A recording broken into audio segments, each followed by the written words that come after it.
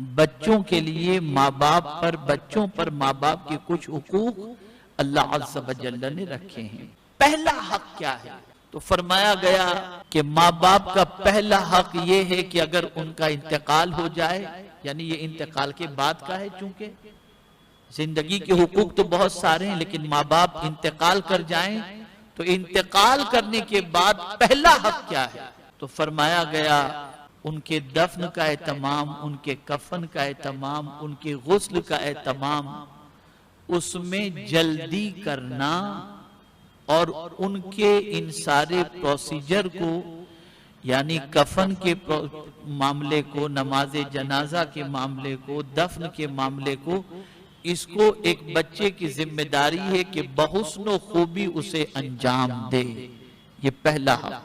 और मेरे प्यारे आका सल्लल्लाहु तआला अलैहि वसल्लम के प्यारे दीवानों, ये तसव्वुर न किया जाए कि रूह माँ बाप के कब्ज़ अंसरी से परवाज कर जाती है, फिर उसके बाद ये पता नहीं चलता कि कौन क्या कर रहा है। नहीं, माँ बाप को अच्छी तरीके से इंतकाल के बाद भी पता चलता है कि उनका कौन सा बच्चा उनकी कब्र पर आ रहा है और कौन सा बच्चा नहीं आ रहा, कौन फातिहा पढ़ रहा है, कौन नहीं पढ़ रहा, कौन ईसाले सवाब कर रहा है, कौन ईसाले सवाब नहीं कर रहा, सारी चीजों का इल्म। तो पहला हक माँ बाप के इंतकाल के बाद का ये है कि आप उन्हें गुस्ल दें, उनके जनाजे की तैयारी करें, उनके कफन दफन का एहतमाम करें।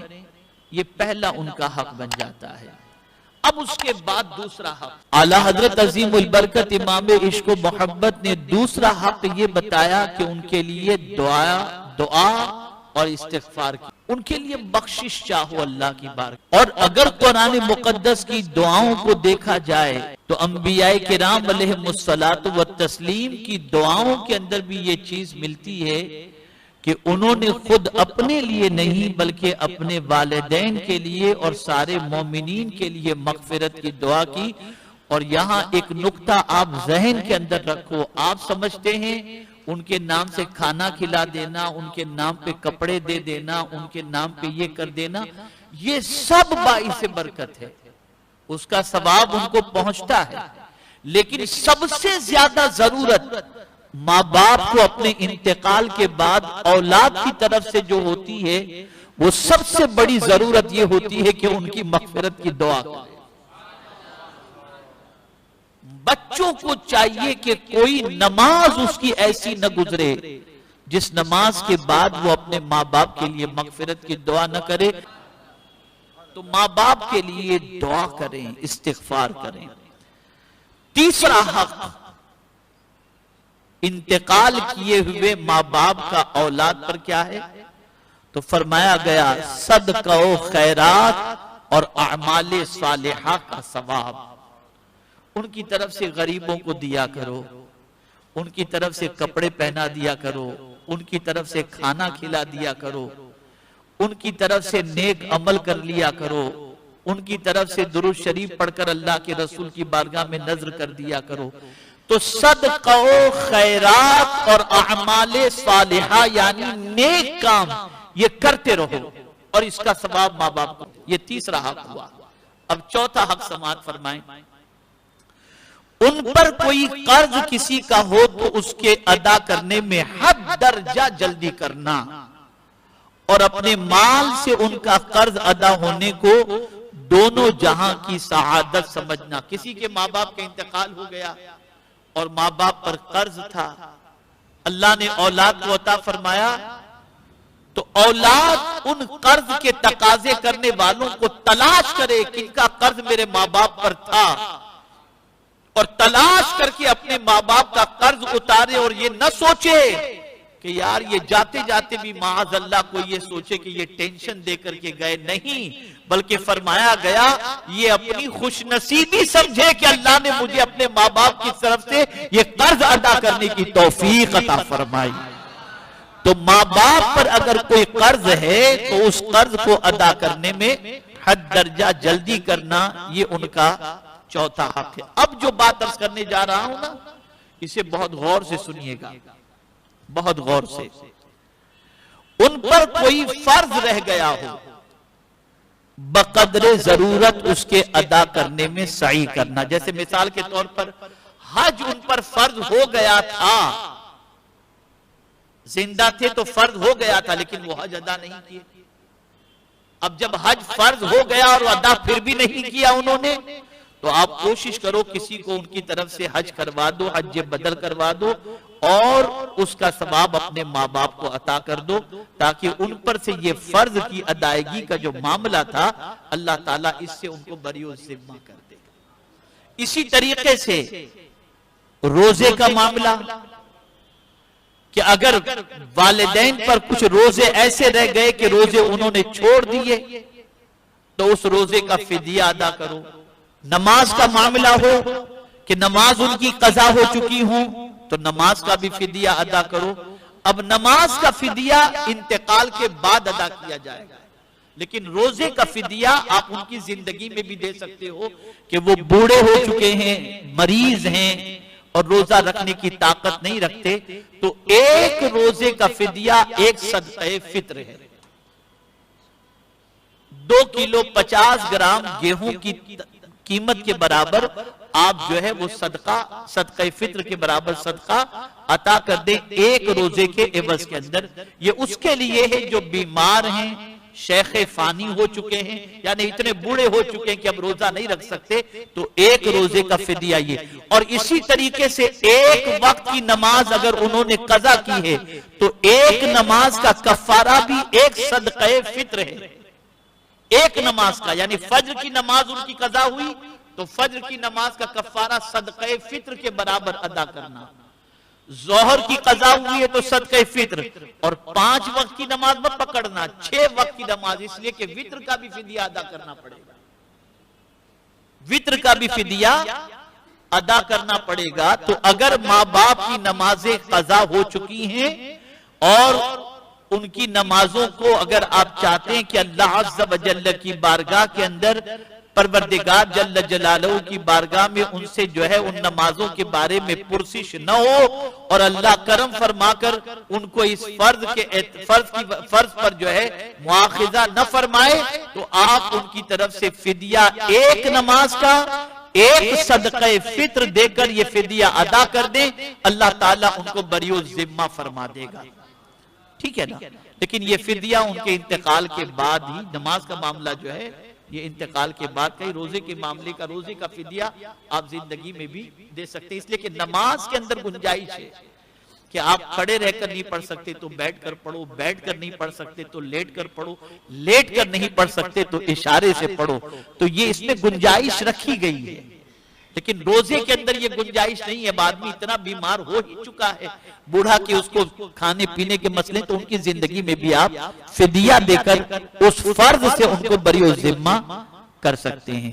मेरे प्यारे आका सल्लल्लाहु तआला अलैहि वसल्लम के प्यारे दीवानों, अब छठा हक भी आप समाअत फरमा लें। उन्होंने जो वसीयत, कैसी वसीयत? जायजा शरइया, यानी शरई एतबार से जायज हो, ऐसी वसीयत अगर उन्होंने की है तो उस वसीयत को पूरा करने के अंदर कोई कोताही न करो, उसे जल्दी से जल्दी उस वसीयत को पूरा करने की कोशिश करो। अगर उन्होंने कोई वसीयत की, मेरे प्यारे आका सल्लल्लाहु तआला अलैहि वसल्लम के प्यारे दीवानों, 7वां हक, उनकी कसम उनके इंतकाल के बाद भी सच्ची रखना। अब इसको थोड़ा समझा दूं आपको। किसी से मिलना उनको पसंद नहीं था। फला आदमी, बेटा तुमको नहीं मालूम वो तुम्हारा दुश्मन है, इससे मत मिलना, और उनसे मिलना तुम्हारे माँ बाप को नापसंद था, तो ये नहीं कि वो जब तक जिंदा थे तब तक नहीं मिलते थे और वो इंतकाल कर गए तो अब उनसे मिलना आपने शुरू कर दिया, अब तो माँ बाप का इंतकाल हो गया। नहीं, उन्होंने जिस चीज के बारे में तुम्हें कह दिया था जिंदगी के अंदर जो तुमको नापसंद था, आप उस काम से परहेज करो और ऐसे लोगों से मिलने से गुरेज करो। मैं भी आज तक अल्हम्दुलिल्लाह ऐसे 2 लोग हैं जिनके बारे में मेरी माँ ने वसीयत किया था, मेरी वालिदा ने, मैं आज तक उनसे परहेज करता हूं। बहुत कोशिशें की गई लेकिन मैं नहीं मान रहा हूं। इसलिए कि मुझे मालूम है मैं मिलूंगा तो मेरी वालिदा को कब्र में तकलीफ पहुंचेगी, और इनका मिलना अपनी जगह पर, वालिदैन का मकाम अपनी जगह पर है। इसे जहन में रखिए आप।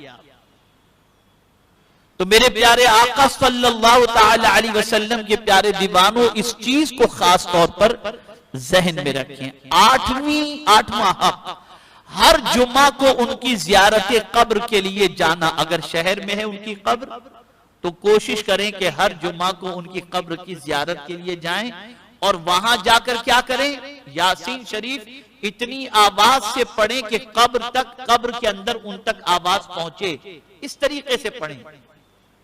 अब उसका फायदा क्या होगा?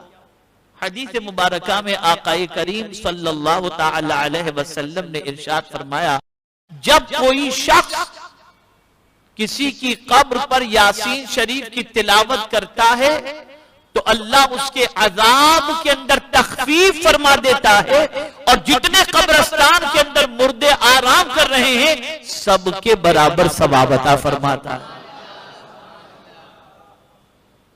तो ये भी वालिदैन के हक में है कि आपके शहर के अंदर अगर उनकी कब्र है तो कोशिश करें कि हर जुमा को उनकी कब्र पर जाकर फातिहा पढ़ें और यासीन शरीफ की तिलावत करके उनकी रूह को इसाले सवाब करें, और उनके सदके में सारे कब्रिस्तान वालों की रूह को भी मोमिनीन की इसाले सवाब करें। एक बहुत बड़ी गलती होती है मुसलमानों की तरफ से कि जैसे कब्रिस्तान के करीब से गुजरे, अंदर कब्र है, अब जाने का वक्त नहीं है, तो वहीं खड़े रहकर कब्रिस्तान के बाहर वालिदैन की कब्र कब्रिस्तान के अंदर है तो सलाम कर ले, वहीं से सूरह फातिहा सूरह इखलास पढ़ करके उनको इसाले सवाब करने थोड़ी देर लगती है, 2-3 मिनट, और उनको इसाले सवाब करके निकल जाए। अगर कोई शख्स उस रास्ते से गुजरता है और उनके उनको इसाले सवाब नहीं करता, सलाम नहीं करता, तो उनको रंज होता है कि मेरे करीब से गुजरा और मुझे सलाम भी नहीं किया।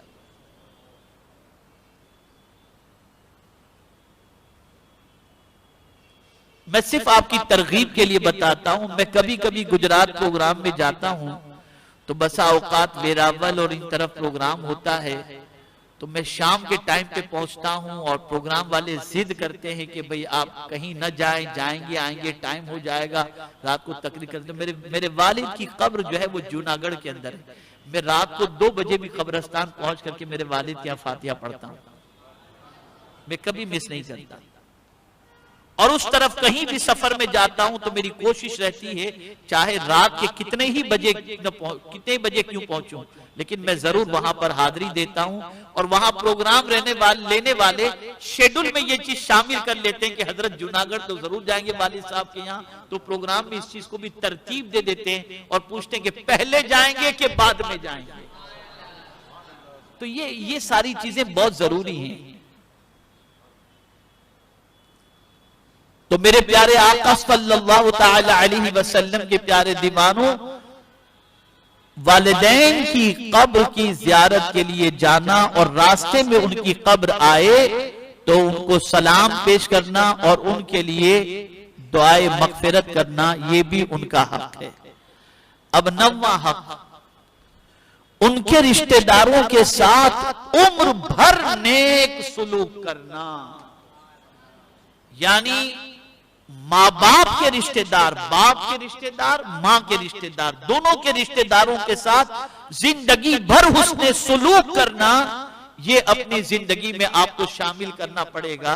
ये नहीं कि आज चचा से रिश्ता तोड़ दिया, कल मामू से रिश्ता तोड़ दिया और सोचे कि अब कहां अब्बा अम्मी है कि ये रिश्ता रखना जरूरी है। नहीं, आप जब चचा से रिश्ता रखोगे, मामू से रिश्ता रखोगे और उनके साथ अच्छा सुलूक करोगे तो इससे माँ बाप को अपनी कब्र के अंदर राहत नसीब होगी। पता चला मरने के बाद भी कोई ऐसा काम नहीं करना जिससे वालिदैन को कब्र के अंदर तकलीफ पहुंचे, बल्कि उनके इंतकाल के बाद भी ऐसा काम करना है जिससे उनको कब्र के अंदर राहत नसीब हो जाए। 10वां हक, उनके दोस्तों के साथ दोस्ती निभाना और उनका एहतराम करना। इकराम का लफ्ज आया है हदीस शरीफ के अंदर,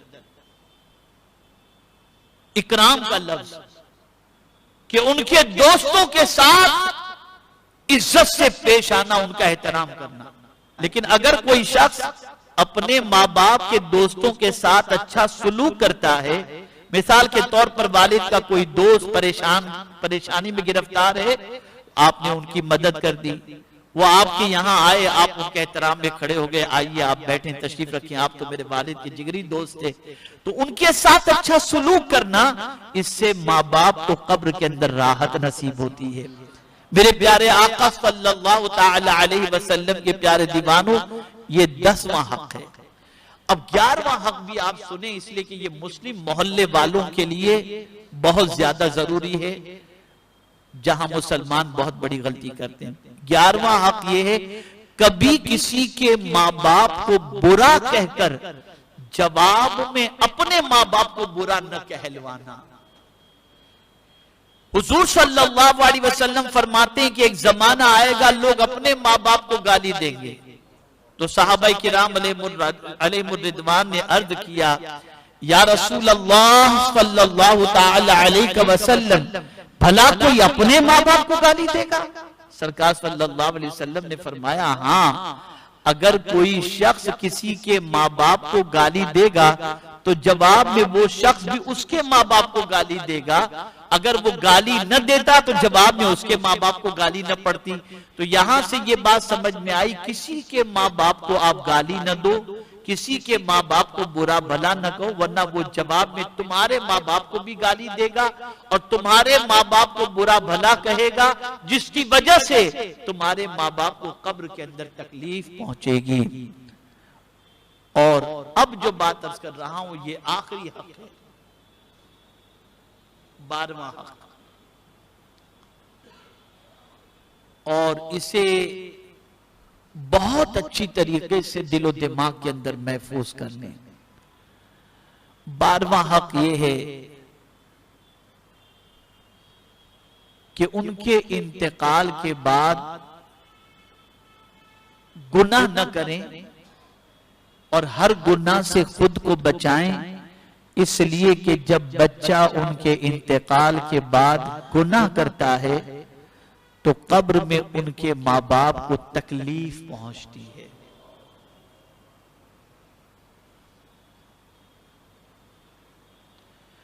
बहुत सारे जालिम बच्चे माँ बाप के इंतकाल का इंतजार करते हैं कि माअज़ल्लाह हमारी आजादी में हमारे माँ बाप सबसे बड़े रुकावट हैं, और जब इंतकाल हो जाता है तो फिर हर गुनाह के दरवाजे पे दस्तक देते हैं और ये समझते भी नहीं कि इसका अंजाम क्या होगा।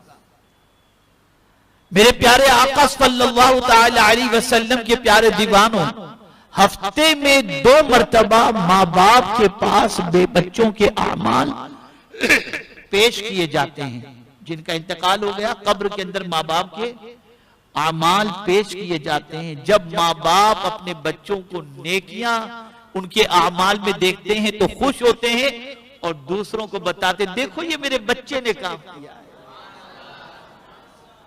और अगर बच्चे ने गुनाह किया और नाफरमानी की तो माँ बाप शर्म से अब कब्र के अंदर परेशान होते हैं और उनको दिली तकलीफ पहुंचती है।